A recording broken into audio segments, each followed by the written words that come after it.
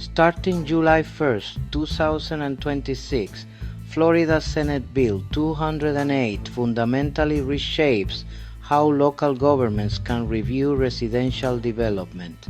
This isn't just a tweak, it's a paradigm shift from subjective judgment to objective, measurable standards.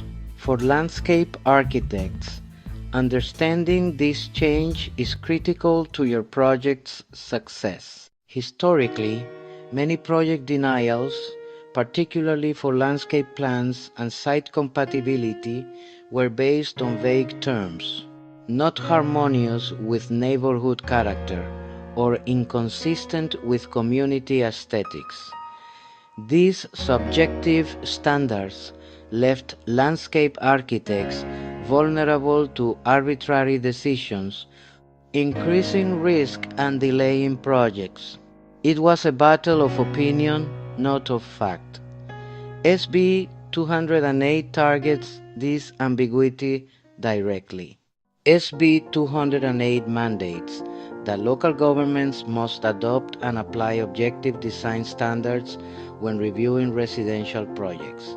This means denials can no longer be based on feelings or general impressions.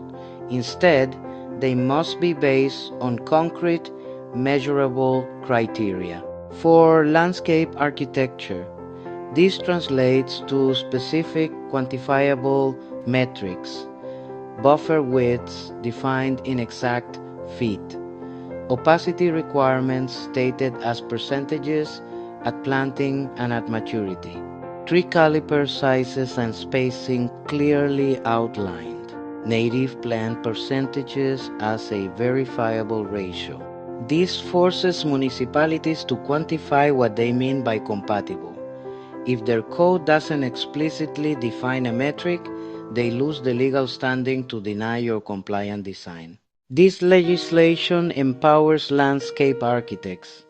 You can now challenge a denial if the city cannot cite a specific objective standard from their land development code.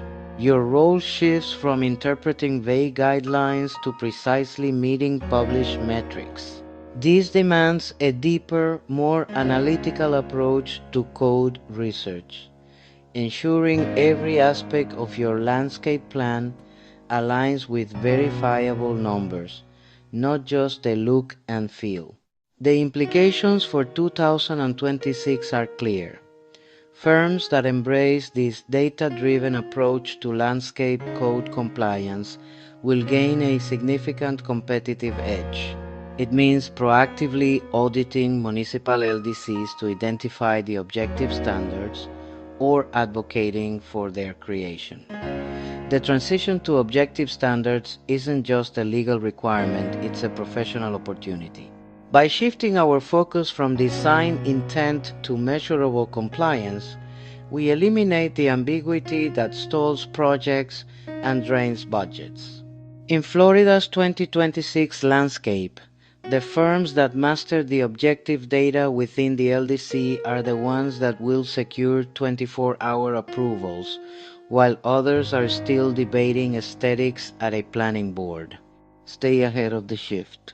Know your metrics, verify your data, and design with the certainty that only objective standards provide.